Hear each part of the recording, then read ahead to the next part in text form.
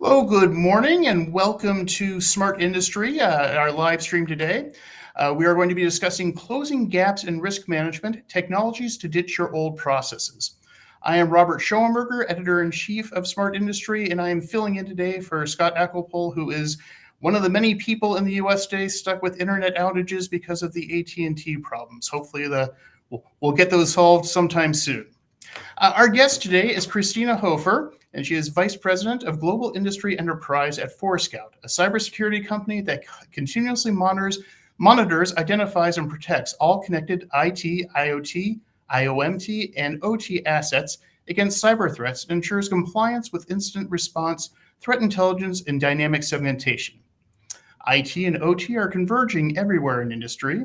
At a lot of manufacturing companies, however, especially small and mid-sized ones, these departments are still siloed from each other and work with manual processes, such as sporadic cyber risk assessments, and account for assets inventories using Excel spreadsheets.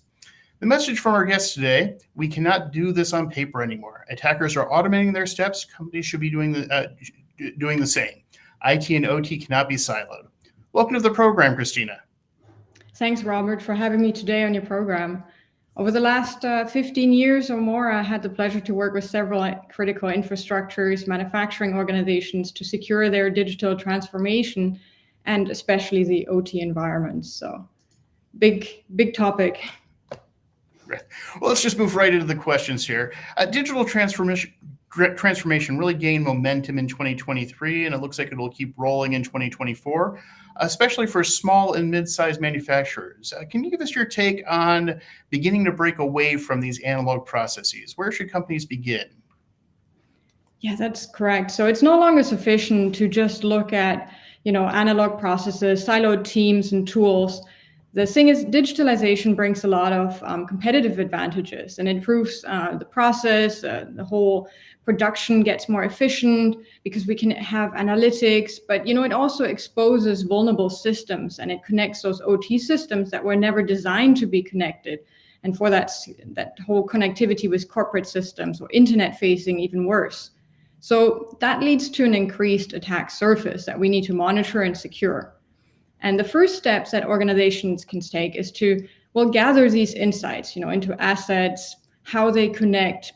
Do they have connectivity? Did vendors potentially bring in remote access solutions? We see this a lot of times, that there are actually a lot more connectivities from OT systems out of the network, to remote sites, to contractors.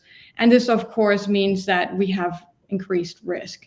And I don't mean let's do this with pen and paper. The best thing is to have some database or monitoring system where we can consolidate this information, because we might have to go back to this information when there is a cyber risk to make sure, are we exposed to this threat? What do we need to do? I don't know if you know, but there was this incident somewhere in some harbor system where OT was just shut down preemptively because they just didn't know if it would be affected, if there would be a way for the IT attack to spread through the network and affect OT.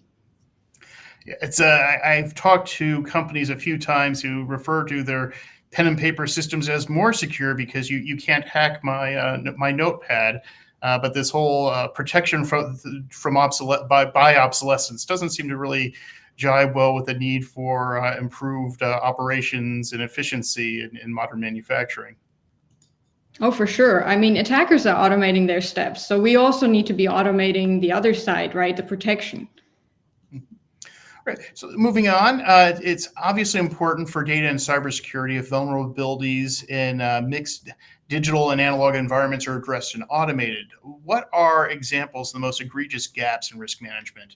And what are the ones that are no longer do to try to get away from? Well, the first problem that we often see is that, suddenly the CISO is responsible for managing OT security. And then the security teams bring in their IT tools without considering the context of the OT system. Patching may not be possible. It may not be compatible with the operating systems. So we have to take into account that OT systems may need different controls, different ways to secure that.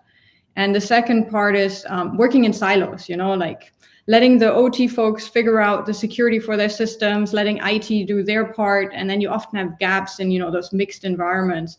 But also the OT guys, they're responsible to keep the production process running, the factories, safe. They don't have a security background. So it's best if we work together, everybody leveraging their strengths, and that way we can succeed.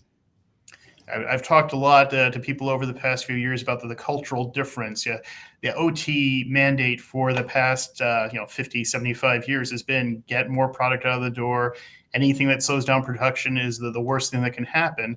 And you mix that with the IT mindset of we need to protect our systems as much as possible. And there's been this disconnect between the two. Oh, correct. I've heard from OT asset owners that they are running systems with, a very old malware still on the system because it doesn't affect the process. So for them, that's secure. It's not connected, luckily, this system. So, but yeah, there's definitely a change in mindset required. So going on, what automated processes should be automatic to adopt? I assume that you would recommend continuous risk assessment, but what are the best processes to adopt? Well, the first step is to build a good foundation with a real-time asset inventory. And, there are many tools out there now that can automate this. For OT environments, you would use something like deep packet inspection, so passive monitoring of the network traffic to extract all the information about the systems that are connected. These systems are very talkative. They share things like their configuration, their status. And so that can be used to build an inventory of the lower Purdue levels. But if you look at, other systems, you can leverage some of the IT ways also in OT, but it needs to be done considering the context and, securely. So we can query some of the network infrastructure, for what is connected. We can query some of the endpoints to get more asset details. And of course, API integrations or a control system itself can lend a lot of information about the assets. So that's where we should start, automating, collecting and monitoring and tracking this. Great. And then you were mentioning risk assessment. So yeah, that is, ultimately where we want to move towards.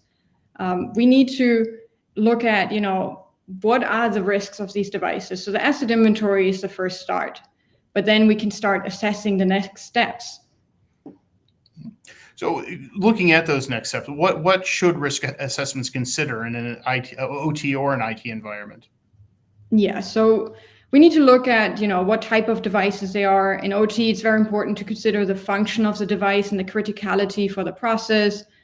We look at the configuration, of course, like the firmware version. We can match that with vulnerability information to figure out where there are vulnerable services or functions. And then, of course, the behavior also. Does it connect to the internet? Does it require this connectivity? And then if we have this context, we can start to automate this. We can start to automate assessing and monitoring the risks, right? Suddenly there's a system that is connecting to the internet that never required this access. Suddenly there's an IP camera talking to a process controller. That shouldn't happen, right? So we can monitor for these kind of changes and then be more proactive also to fix some of these things. And that way we minimize our exposure. And, the best is, of course, to do this without impacting the process control system. Is part of that process really identifying which components need to be connected to the internet? I think of this big cyber attack a few weeks ago that was announced that it was using the internet connected toothbrushes as a format for a denial of service attack by having all these IP connected toothbrushes in somewhere, I think it was one of the Scandinavian countries where it originated. It just got, why do we have so many internet connected toothbrushes in the first place? Yeah, it's definitely, understanding what is connected to the network and then how it's connecting, but also the dependencies, because attackers, they will use anything they can find, moving, and, often it's compromised IT access, somebody leaked their credentials, so they're found. From there, you just try to get to whatever is connected. And IoT assets and OT assets, they're not built with that security in mind. And therefore, it's an easy target. Often passwords are just the default, and you can find that in the user manual. So I think we all know that patching in OT can be a challenge as opposed to some of the IT environment. You sometimes have to go machine by machine with a USB thumb drive or something like this. As OT and IT converge, what common processes can be adopted between them, and where do we need other approaches? Yeah, so we always need to consider the device context. And once we have that, we can start to leverage some of the processes we're using in IT. And for others, it's better to review that first. Like patching, for example, is often not possible because also the OT systems are so old, they're no longer patches being produced. So in that case, we just need to look at other measures, like, for example, segmentation, making sure that device is really just allowed to talk to what it should be talking to, and it doesn't have access to any other systems.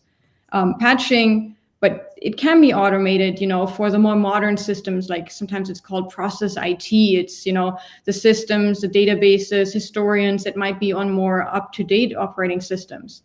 And that's where we need to work together, right? IT and OT need to collaborate. OT knows best when the next maintenance window is, when it's a good time to reboot the systems, to start and install the patch. Whereas IT might have the experience, of how to do this.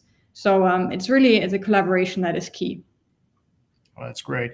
It's a fascinating time to watch this. We've joked with our various brands here at Endeavor Business Media with Smart Industry and Industry Week and Automation World that cybersecurity is something that we've written about for years and generated very little interest until, I'd say about September, October of last year, at which point everyone started paying attention at once. I think maybe the Clorox hack was a big moment for the industry, realizing exactly how much risk there was to losing productivity, to losing your basic functions if you weren't paying attention. But thank you so much for joining us today, Christina. Thank you for your expertise, and thank you, Forescout, for sending you along and giving us your time today. And that's a wrap. Thank you all for joining us at Smart Industry, and we look forward to presenting more live streams in the future to discuss these important topics. Have a great remainder of your day.